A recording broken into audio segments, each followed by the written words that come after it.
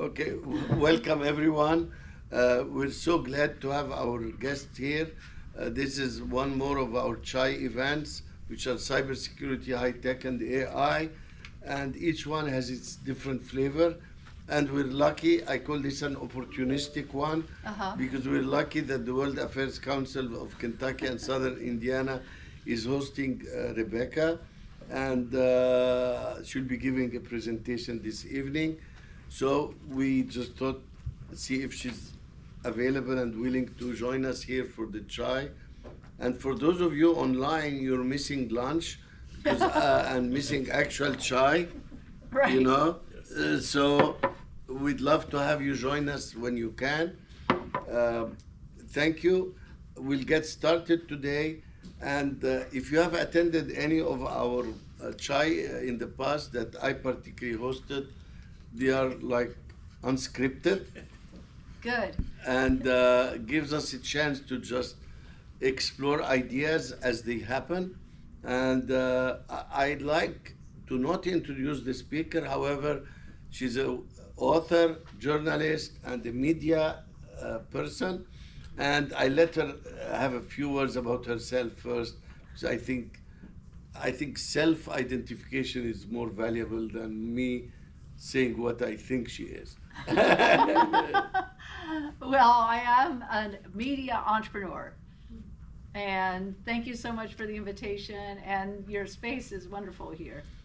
Good. And thanks for hosting us today. Well, thank you. So you want to only express yourself as a media entrepreneur. A media entrepreneur through and through, from the Heartland, Ohio Valley. Ohio Valley, okay. Right. And I learned that term here in Louisville, Ohio Valley. And so I'm on the other side of the Ohio River, southeastern Ohio. My father was a history professor, and I am writing about history today, Well- about the evolution of this region and the evolution of China and how they conflict, how they cooperate, how they collaborate or not. It's been a moving story. I've been covering it for about 20 years, going to China regularly, about 110 times. Wow. Over about 15 years. So that's several trips a year, and working out of Beijing, Shanghai, Hangzhou, Shenzhen, etc., Chengdu, Dalian. I've been all over China. And I'm going back again in September. I'm still going about twice a year, and despite the geopolitical situation today between U.S. and China, we still need information about what's going on in China today. And I have been tracking this technology innovation development since my first book, Selecon Dragon, in 2008.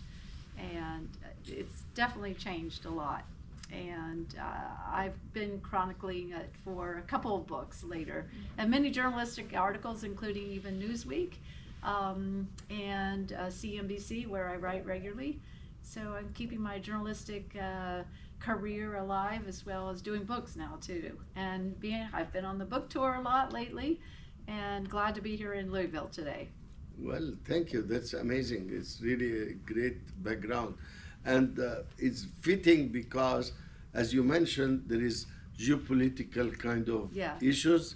And I look at them from the core of technology investment and education investment Sure. in areas that we are particularly interested in, like cybersecurity and AI. Oh, yeah. Because they drive a lot of the high-tech areas, whether it's missiles, whether it's even factories. Right. And these are I call them the oil of the Right. of the new kind of industries. Sure. We talk a lot about coal here and oil, but we love to talk about cybersecurity and AI as a core technologies that drive economies and drive societies. And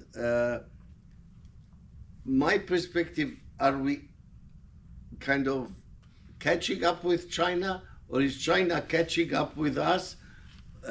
It's a arms race in these technologies, and Yeah. I'd love to start with just a brief perspective, then we can get deep a little bit. Well, in the beginning, when this all started around 2000, I think that Silicon Valley was way ahead of China's Silicon Valleys. And when I wrote the book Selecon Dragon, everyone was skeptical of that. It's impossible that China could be anything near Silicon Valley.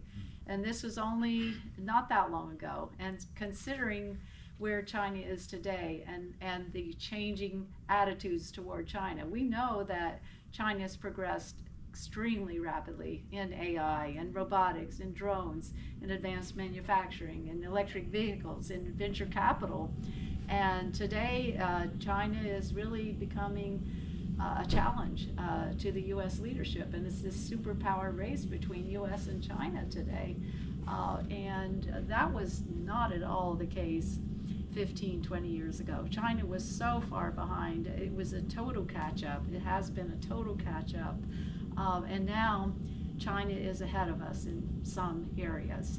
I do think that the U.S. has the innovation edge, the invention edge, but China has the commercialization edge in terms of getting this new technology into work, including AI. Yeah, to put it in the context of Churchill Downs and the Derby, are we going to have a photo finish? Oh my goodness, it's not going to be that dramatic, I don't think. But it's definitely a news topic. It's in the news every day. Yes. You cannot pick up, if anyone's picking up a newspaper today or reading digitally, that's more the case. It's a big picture story, and a Washington, D.C. story, and a Silicon Valley story, and a Louisville story, and New York, and everywhere. It's tech hubs everywhere are facing this, and how do we get ahead, and how do we compete with China? I'll ask you, did you look a little bit at the strategic initiatives of both sides of the story? Because we have now strategies for the government here about AI and about particularly AI more than cyber. They have the cyber strategy, which I'm very involved in because with my colleagues here, Andrew and Adrian and Sharon Carrick, who is online, we have multiple centers, and we work a lot with the cybersecurity workforce issues, and now more with the AI as well. Right. So there are strategies and investments. That's true. I don't think they are enough, but from a strategic perspective, what do you see in terms of strategies?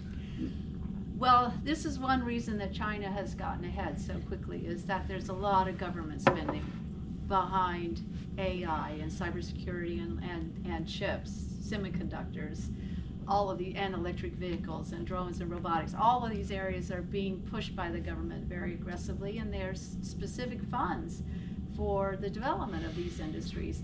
But it's also the companies too, like Baidu, Alibaba, Tencent, which I wrote about as the tech titans in my new book, New Tech Titans of China. They're all aggressively investing in AI and all the new technologies of today. Whereas they began by just copying Silicon Valley.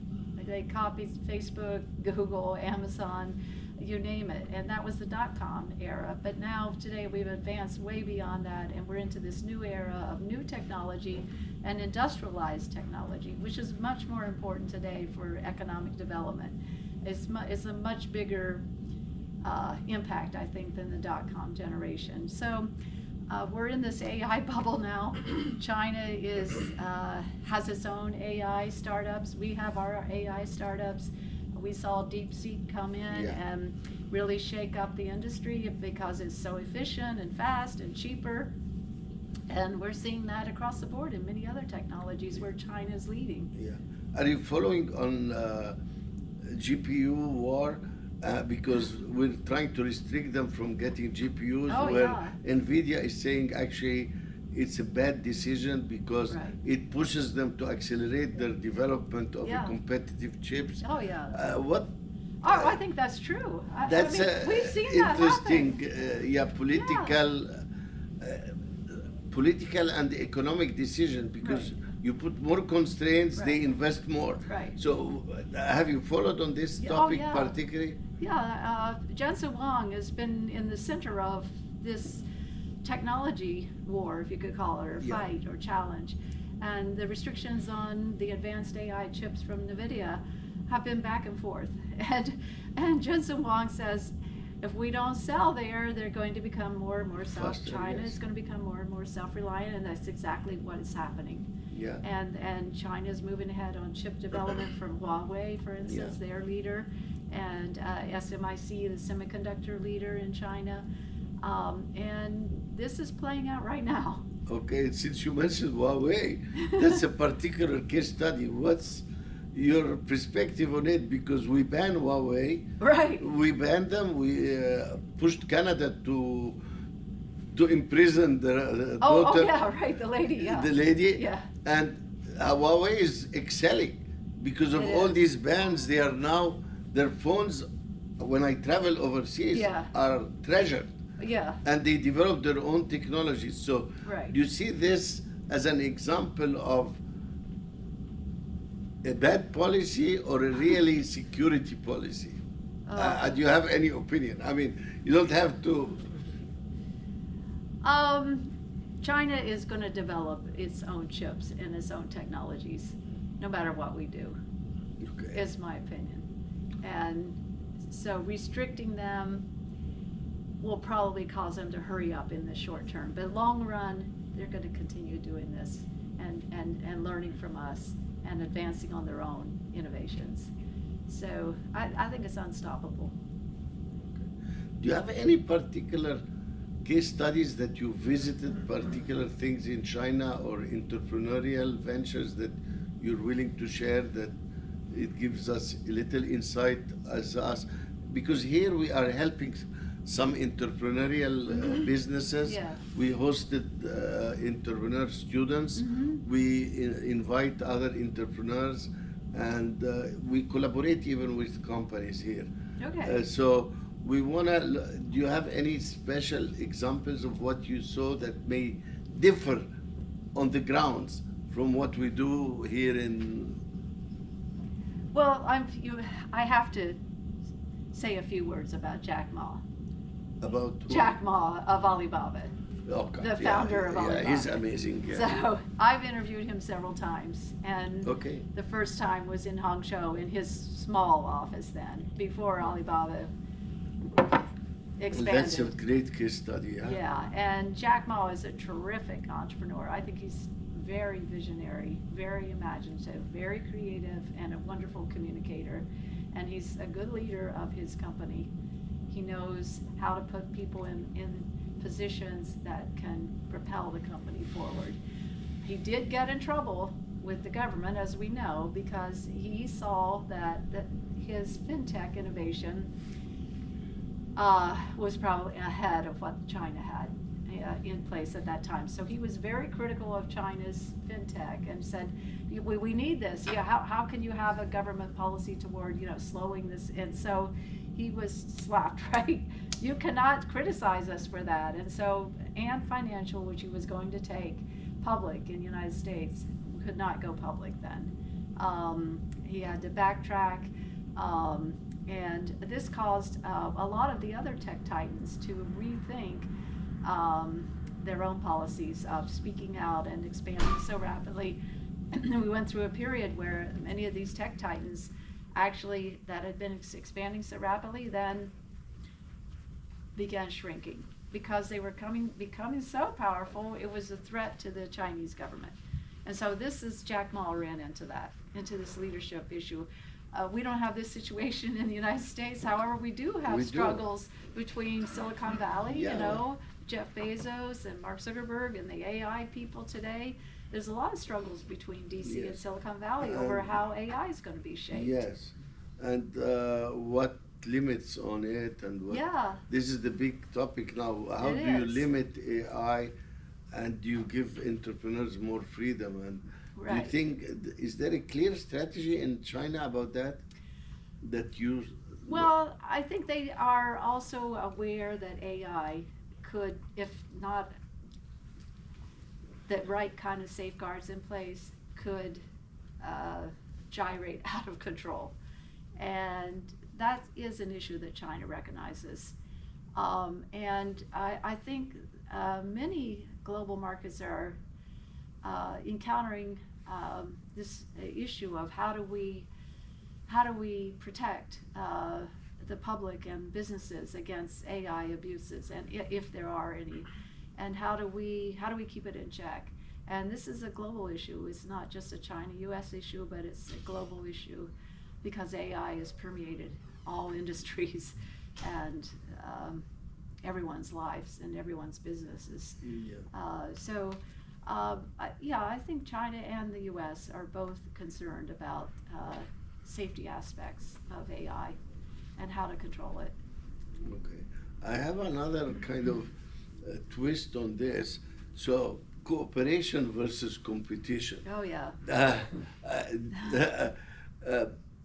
I know you're a historian, not a politician.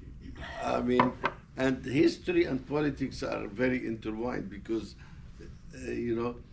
can you contrast a cooperative model versus a competitive model? Because I believe previous administrations over the years engaged China rather than competed with China. And I think now we're seeing a different model. Yeah.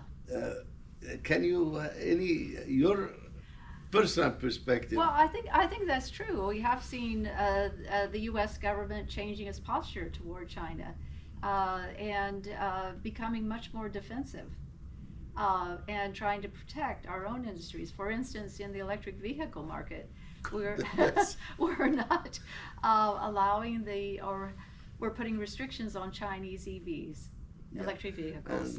For maybe a good reason to protect Detroit, but we just don't have the comparable vehicles in the United States. If the Chinese EVs come in like BYD, and we've heard all about how great they are, right? I was in Europe a few times and in Egypt, and BYD is really being very popular. Yeah, very popular. Mexico too. Yeah, and even, believe it, I mean, they own Volvo.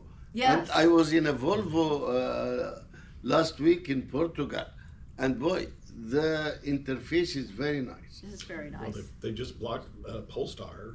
From moving forward. So. Yeah, I saw that. So I think, in theory, and I'm a wannabe economist. I did a minor in economics. Competition can improve our industry. Yeah. And we're going back to China with the wall. Right. We're becoming what China was many years ago, hoping that we can succeed. The Great Wall. Yeah. So, I mean, because we can't even cooperate with Europe, not just China. This is an issue, and it's playing out in other areas besides electric vehicles. But electric vehicles is a great example because I actually think at some point we're going to have to allow the China EVs in. The consumer's going to demand it. They're more advanced and cheaper and more efficient, and but we're going to have some safeguards for Detroit, I think, at the same time. People are talking about whether we have joint venture factories in the United States, China and U.S. joint, like we have from Japan. Is there a way to do that now with China? And that's an issue for the future, I think. And I've heard Trump talk about whether this is a possibility, so I know it's on his mind. Like we have Toyota. Yeah.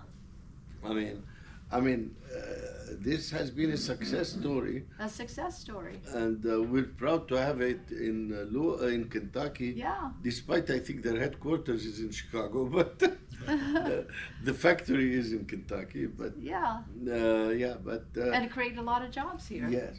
So I think this cooperative model to me is a very interesting thing. And you brought up the electric vehicles, and I would bring up with this probably the solar energy. Solar energy, yeah. Because we're way behind in solar energy. Yeah. We try to cooperate with Koreans in batteries. Yeah. And this cooperative model brings the best out of everyone. Oh, I agree. This moves innovation forward. Yes. Cooperation, collaboration moves innovation forward globally. And that's always been my argument. And I saw an era in Silicon Valley, because I work out of Silicon Valley too, and I saw a lot of R&D collaboration, a lot of cross-border investments, China, U.S. China, and with deals and venture capital investments for startups, for new technologies, and then the door was shut.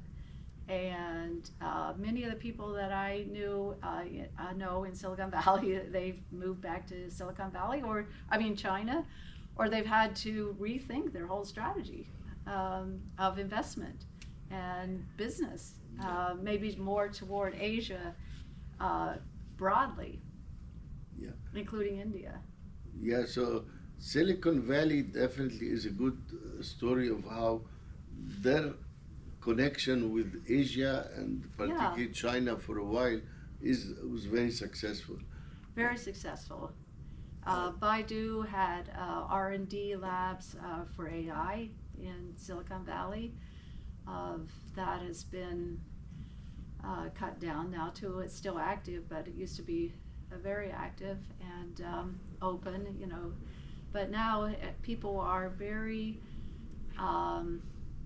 tight about the information that they'll share.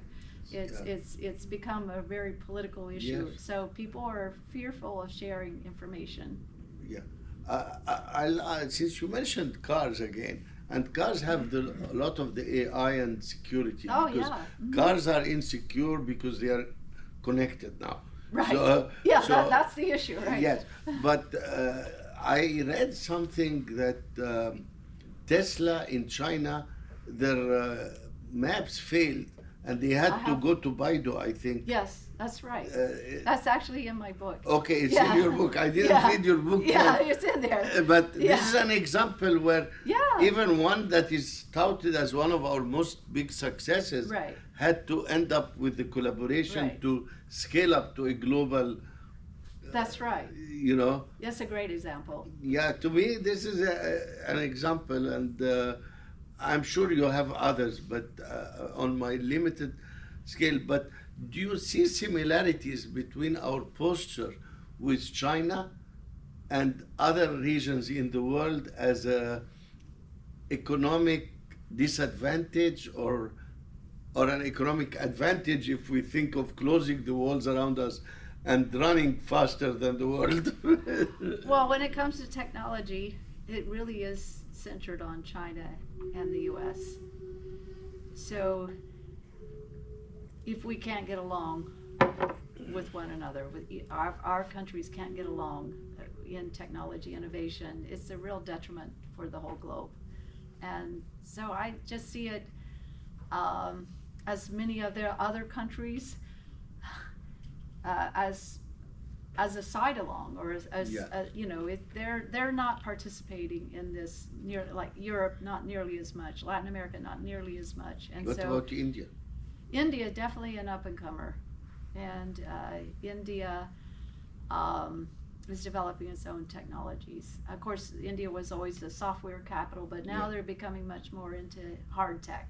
Yeah. That's the new area, hard tech, right? And at one time, there were intensive collaboration between them and China. That's true.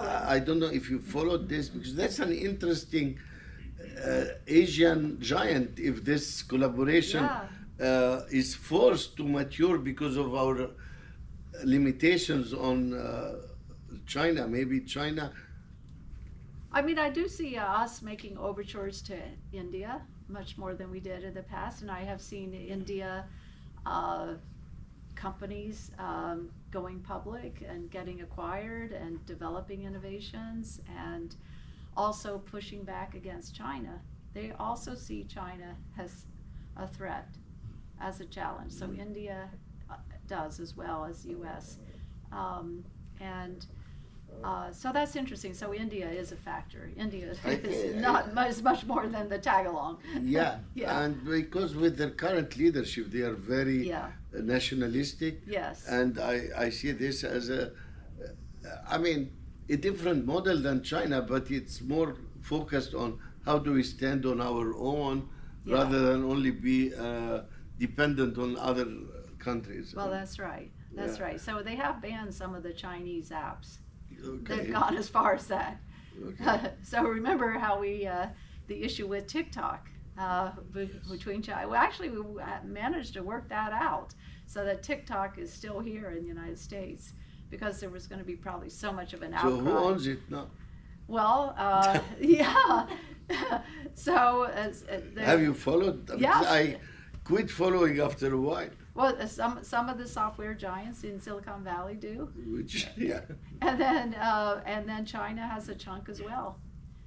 So there was a compromise in a way. There was a compromise in so a way. when it comes to money of our titans, we can compromise. Yeah, but it's interesting because TikTok, we should have had that innovation. Why did that innovation come out of China?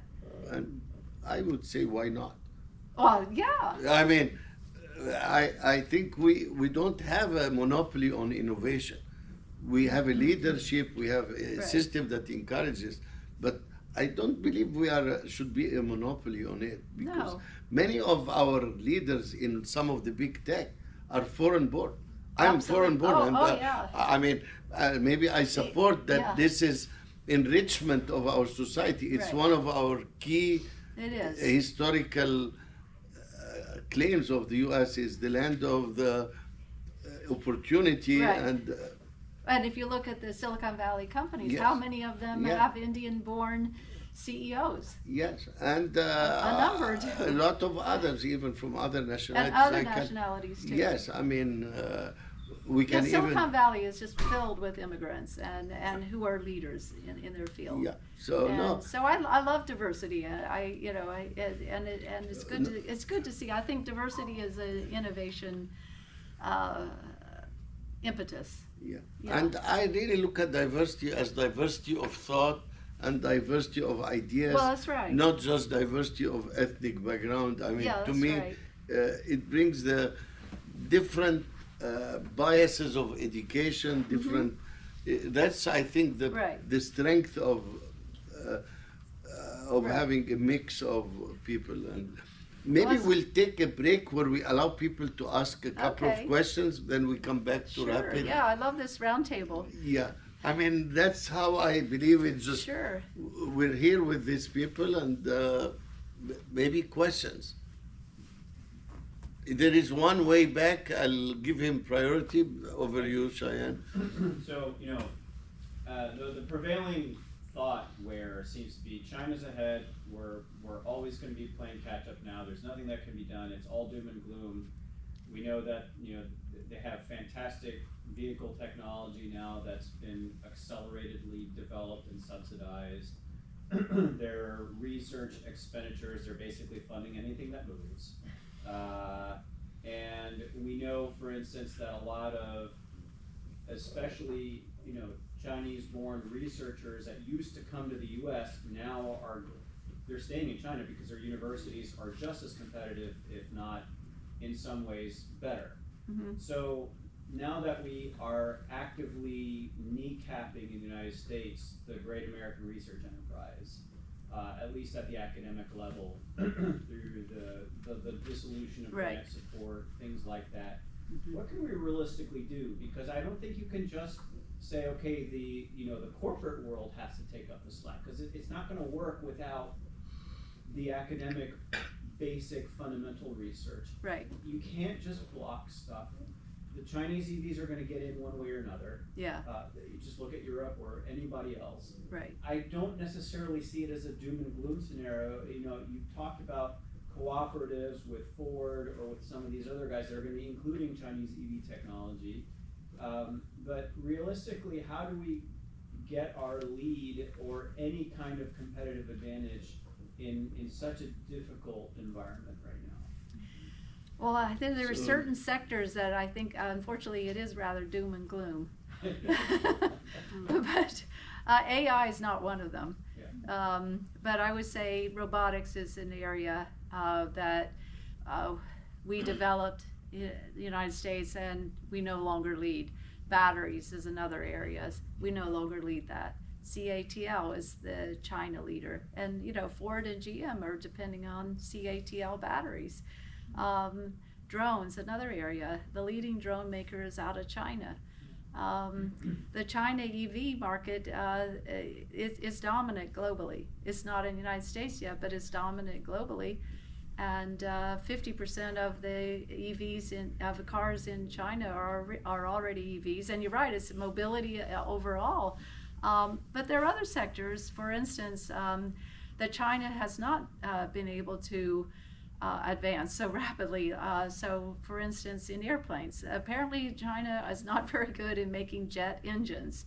So Boeing and what's the European competitor? Airbus, yeah. But it's really GE and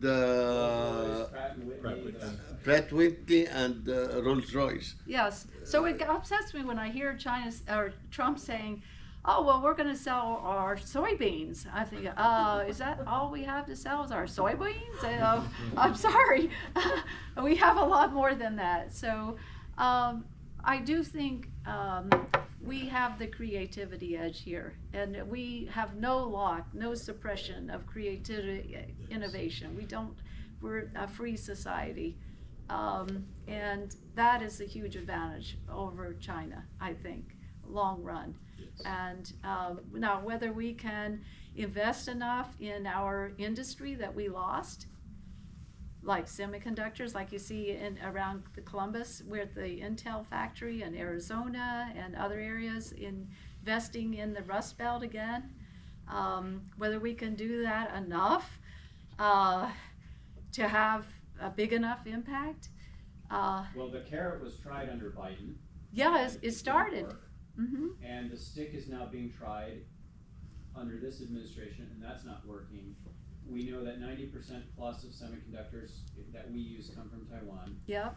We know that if China takes Taiwan, we have an immediate 10% drop in our economy. China has about a 16% drop by conservative standards, 14 to 16. But the question is, when is that okay? And then when does that become an acceptable calculus for further? But in the meantime, China is continuing to advance its own chip-making abilities. They're getting into extreme UV now, and they have workarounds for the work that has been done in extreme UV gamma ray photolithography. Mm-hmm. So it's not much time left. Yeah. Well, so the Taiwan question always comes up, right? What happens if mainland China invades Taiwan? Yeah, we'll avoid this political okay. All right. question. Good. And we'll have Cheyenne had raised her hand here. Thank you, Adrian. That was one of my questions, but I have a question about your thoughts about the cost of AI. So you talked about earlier DeepSeek coming in, and that was a big shock. And DeepSeek has a very different model with the open source and all that, and quickly being adopted by a lot of other countries, right? Right. And then of course our models, whether it's OpenAI, all of those, and just looking into the future in terms of the sustainability of these models, right? Because for a lot of companies, not so much for us, but a lot of bigger companies, the cost of using AI is going to increase quite a bit. I mean, how do you see that? The fact that DeepSeek costs, that type of technology coming out of China costs so much less than something that we are, the ChatGPTs and stuff that we could be using, that a lot of companies are adopting, but then they often run into very, very expensive, paying quite a bit for it, and the more they adopt it, the more they use it, it's going to be more expensive. So do you see that model as sustainable, and is there a risk of, from a purely cost perspective, that we may have to adopt something, like a Chinese type? I hope that we do adopt a more cost-efficient, effective kinds of data and AI. I have just been traveling through many areas of Ohio and Kentucky and seeing all the data centers that are going in everywhere. And I'm thinking, what is the future of this? Are these data centers going to continue to invade our agricultural lands? What is this going to be the technology of the future? Is there any other workaround for this? Can these data centers be in space? Where's Elon Musk with his innovations for this? And so I hope that we can come up with these more cost-effective models and that China has. And I think, yeah, DeepSeek was a huge shock to Silicon Valley. And it's interesting to see now that some of the Silicon Valleys are even adopting it. Yeah. So that's a very good example, because yeah. DeepSeek is an example of thinking out of the box. We don't Right. have to invest so much in the GPUs and things. We can develop the AI with traditional things and improve the software rather than push the hardware. Yeah. And alternatively, I am optimistic about data centers, and I've been studying and working on the concept of distributed data centers. Okay. And actually, there are companies that are already investing in this. You buy a house, and you have a mini data I see. center attached to your home, Okay. and they will pay your electric bill, I and see. they'll charge you a fee only for electricity, a fixed fee, which is attractive. I see. And this can only happen with a better fiber infrastructure Okay. and a better electric infrastructure in new development. And good software. We have company here in Kentucky that uses idle computers in the schools at night to do cancer research. You know that, what's the name? I forgot the name, but the distributed model worked for many years in many areas. So a good Yeah. out of the box thinking, rather than only have large Right. data center, Right. you can have a hierarchy Right. from the very small one to the medium to the large ones. Okay. And that, I think, is a model that will evolve over time. But This reminds me of China, you know, back several decades ago, where everyone had in their back their own furnace, right? yeah, So, or they were encouraged to have their own Yes. furnace. So, So- but that's great. I mean, what company is I working look, on that? I can share it with you. I Yeah. googled it. They have some neighborhoods already being developed. Okay. So Where, here in Louisville? No, no, Yeah, no, in no. where? I Somewhere think it in- was in Arizona. But Oh, in Arizona, okay. But anyway, Well, that's pretty cool. I like but that. Yeah. I looked them up, and I Yeah. shared with myself I the see. links Okay. because Right. That's what I do, share this out myself. the reason I did it Yeah. because I was thinking about it, and I learned if you think about something, probably 100 other people or 1,000 have thought about it. So I Yeah. googled it and found it. So I said, okay, maybe I'm not way off. Yeah. But any other questions before I have my own other question for her? Yes. Yeah, I have a question. What are some of the main bottlenecks holding back the U.S. from competing with China to its full potential? Supply chain. Supply chain? Supply chain is one of the big ones. The whole logistical front. China has massive supply chain. It has all those factories and everything that supplies all those factories. And that's why it's the factory of the world. Do And you think education could be a factor? I think we have Do we? our education, I think, I doubt it. you, oh, No, I doubt it. I think Okay. we're falling behind in education. okay. No, I Oh, mean, but I mean that you see the I've been university teaching rankings. for 44 years, Okay. and I see a decline because of socio-economic factors. Okay, Students here are burdened with having to work, having to pay student loans, Mhm. and they are not 100% students anymore. I see. And their parents say goodbye, you're a grown up. You know? No.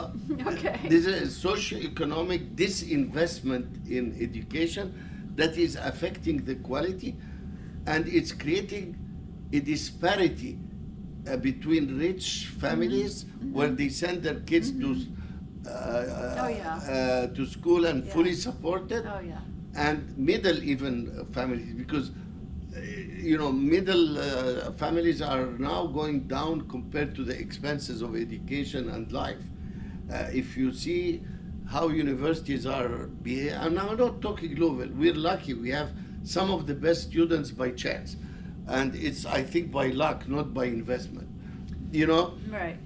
But I see this model because I talk to colleagues across. So I think his comment, Well, you see students every day. yes, So, has a value in it. right. So what about the chat GPT factor?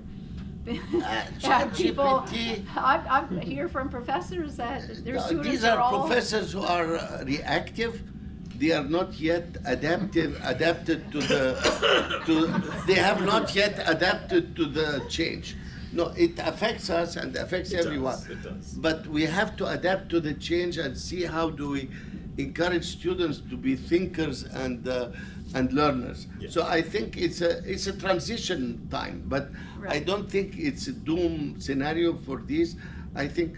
So I was talking to this NYU professor who spoke at this group that I organized in New York, and he said he teaches machine learning and AI and all this. And he said his students, he'll say something and his students are out there immediately Yeah. fact checking him on ChatGPT. Oh, that's wrong. ChatGPT says that.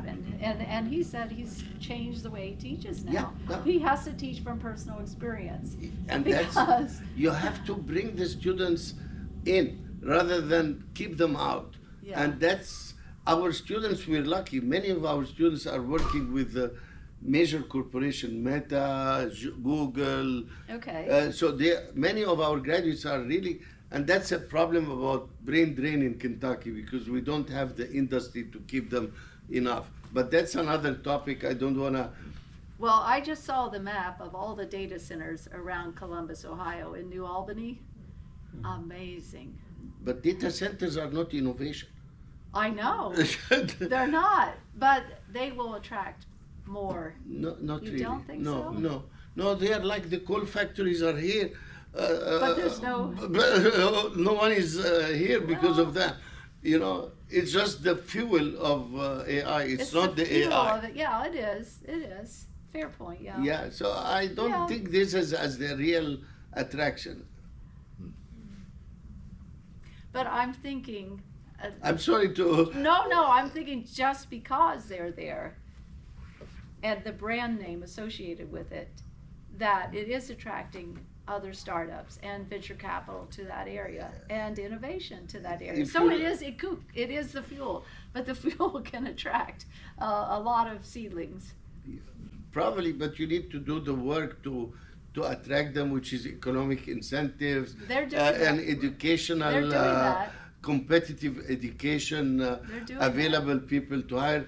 And I think Ohio, particularly around the Columbus and Cleveland doing a good areas, job. are doing a great job. They're doing a good job. Cincinnati is picking up, so we're competing with Cincinnati now, although we were way ahead of it.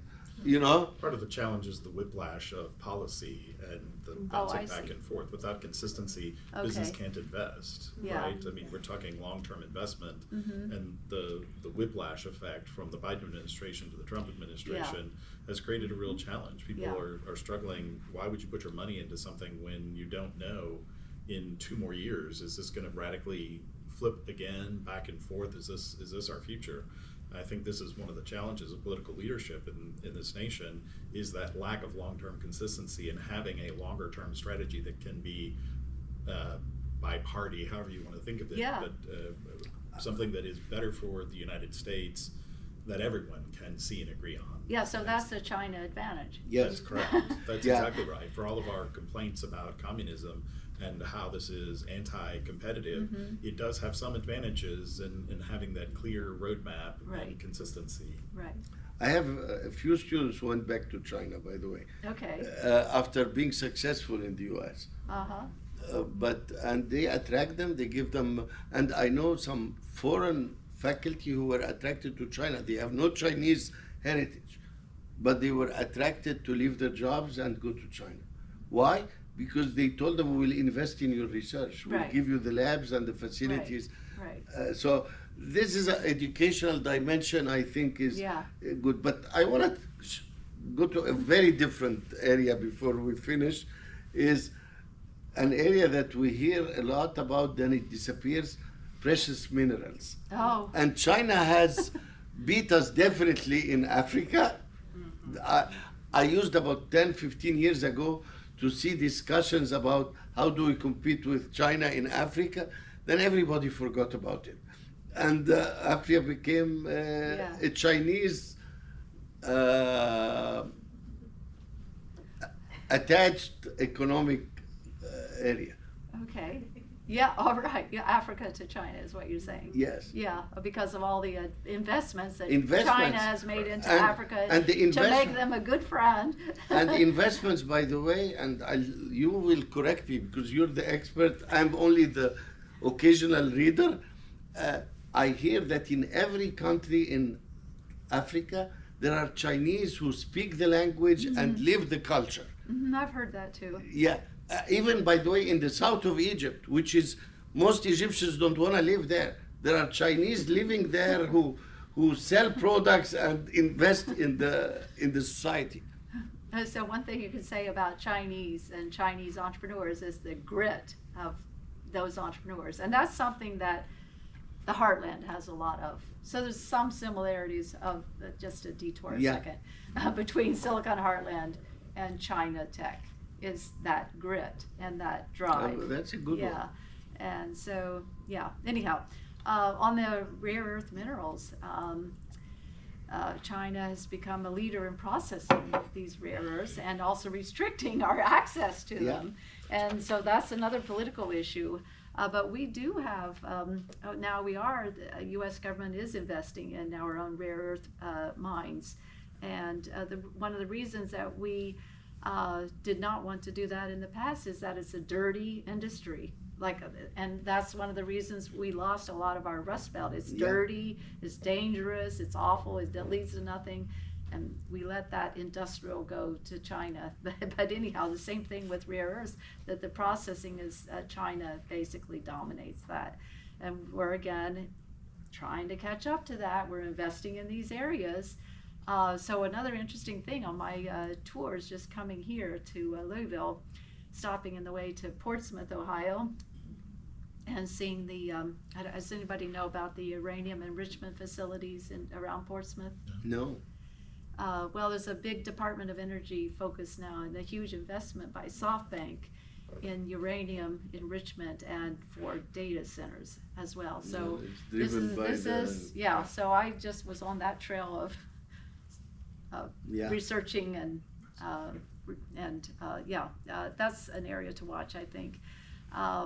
But yeah, for sure, rare earths is one of those friction points. I believe it's a very crucial one. I even heard indirectly through people that Russia had an investment in countries like Bahrain to process rare earth metals. They're using their money and Russian expertise, but the war stopped that project. But so it's not only China, but it's a big competition. That's why I brought this. Yeah. So again, it's U.S. catching up. Yeah. So it's So some areas we're ahead, some areas we're catching up. That's at least. I'm a liberal, so I like the balances. Sure. So hopefully the balance will come to our favor eventually. This is a good thing, and I will ask you for a closing statement, but I want to make sure if there are no more questions online. Okay. Anyone here had a question? Yeah, I just want to piggyback the earlier questions rather than, still focusing on AI, rather than just what's the bottleneck about, the economy in general, but just the two societies, two economies are so different, right? You just mentioned about the advantages and disadvantages. I want to look, if you can, look at what are the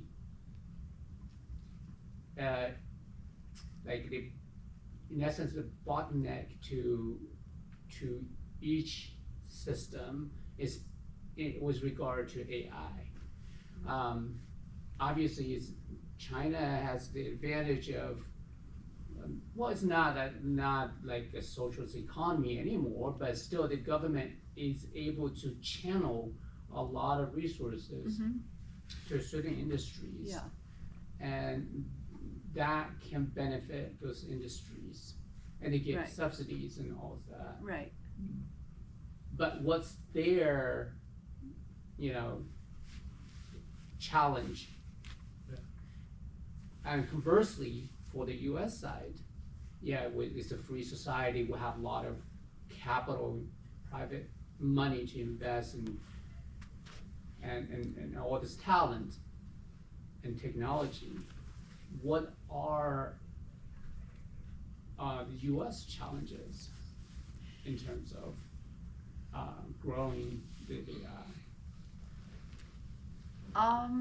Well, I do think there has been some considerable pushback against AI. People are fearful of it because of potential loss of jobs. And I don't think that China has the same kind of pushback against AI Right. development. I also say that I think China is the people are digitally savvy. They take to new things right away, very quickly, boom. And for instance, cash was gone 5 years ago in China. No one uses cash. There's still places in the U.S., including New York City, where cash is still used. But I think that there's a cultural aspect of the U.S. many places of the U.S. being slow to adapt to new innovations. And that would include AI, and that would include electric vehicles, and that would include a lot of our new technologies. People don't want change. And in China, I think they do embrace change. Yeah. Those are general observations. That's a good one, actually. And I guess you mentioned TikTok. It's almost like TikTok effect. So the companies are good at promoting the things. Well, yeah, things spread very quickly online Yeah. in China through WeChat, for instance. Yeah. Everyone I is on. used to have WeChat, yes. I still have WeChat, Yeah, and yeah. most of my China connections Yeah. have WeChat, Yeah. and so, but yeah, messages spread, communication spreads rapidly in China.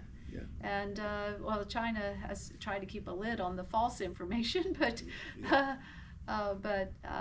that's one of the aspects of it is that there's one medium that actually controls a lot of the communication, and it's populated by individuals. It's not by the government. I have one more technology question, then I let you wrap it up. Quantum computing. Oh no.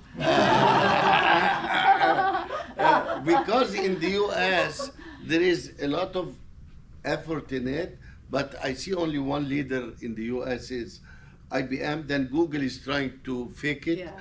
I mean, Okay, so why don't you talk about quantum computing and China and AI? I don't know about China. I know they're investing rapidly in that. I know a lot of VCs in Silicon Valley who are investing in nothing but quantum stuff. But I don't see any progress yet, except mostly from IBM and a little bit from Google. And what do we see from China? I don't know. That's for me. That's why I don't know. I'm not so maybe sure. on your next I'm not visit so sure. you can come back and tell I'll us. do a deep dive on quantum and uranium processing. No, Yeah. No, because these are really the future. yeah. AI is the past. Well, no, there's a lot of innovations around AI. No. Agentic AI. From a technology there isn't. The innovation in AI. Physical AI. No, the innovation in AI I worked in AI from the early 80s. Okay. Is more in scaling up based on money. It's not based on thinking. I mean, it's not algorithmic innovation as much. There are a few improved algorithms, but really the great push in AI came because we're putting a lot of investment in the computation, in the time, not in the thinking. Well, the OpenAI was a breakthrough. The ChatGPT, the English language capability. But it's based on history. It's not new. Okay. No, it's not a new innovation. It's an investment. That's what Okay, I got you. Yeah.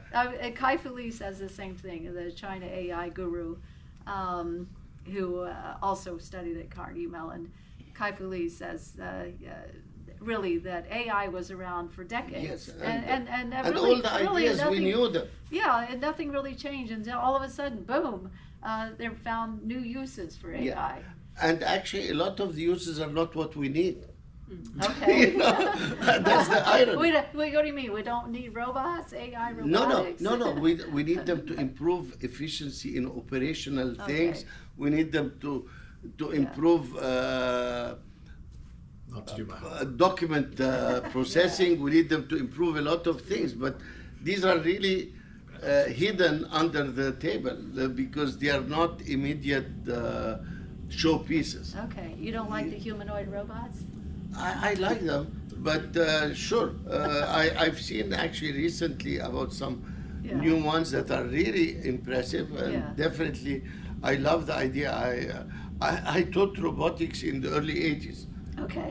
and I mean, and I love the concept. And Yeah. but in the U.S. we have not adopted it enough. No. Yeah, so I. But in China, because Yeah. all those factories are using Yes, these robots. No. and So I humanoids, believe it's a yeah. good technology. I mean, but it's not purely AI. It's deployment of AI Right. in areas Okay. that make use of it. Okay, the use. the Yes. use So case, it's yeah. so to Yeah. me where I think the innovation is missing still is in how to use AI in different areas. Right, It's not as much in the AI itself. right.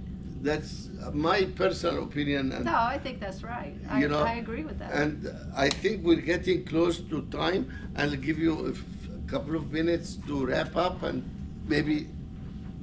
Well, there's a lot of things to watch with the China-U.S. superpower tech race. Many things are in development right now, and we're seeing this in AI. And I mentioned already all the other fields: robotics, drones, EVs, e-commerce, for instance. Also the tech titans race: Baidu, Alibaba, Tencent, Xiaomi, and our own tech titans from Silicon Valley, who is going to be inventing the future. So a lot of new investments going into many new areas. It's very fast-paced right now. AI is leading a lot of these changes, and we all have to keep an eye on the future and how we're going to be adapting to that, and because it is changing our society rapidly too. And it hit home to me when I was visiting my family around Lancaster, Ohio, and saw 2 data centers within 5 miles of our family home. And I thought, this is going to change the entire culture of this area. It already is. And it's not just my area, of course. It's across the United States. And I think technology as a whole, our dependence on technology,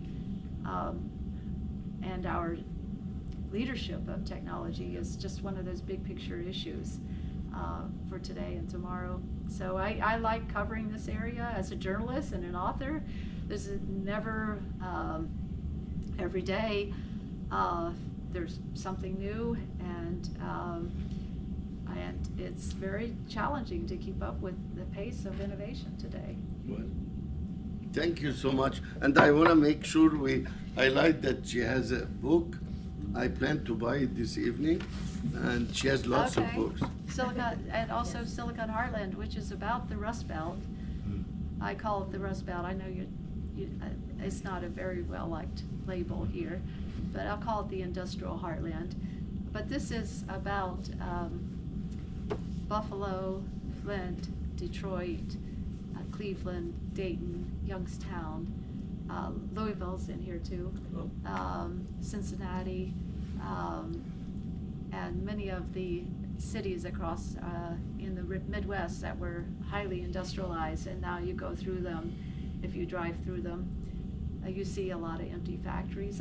Fortunately, that's changing. Some of these old factories are being converted into apartments. I'll make a comment after we close. I don't want it recorded, but I'm so thankful and appreciate you. Well, these kind of co-working facilities you have right here. Yeah. What was this before? What was this building before? It was lumber supplies. Okay. But the university bought it, and then we reinvested in it based on a partnership with a healthcare company initially.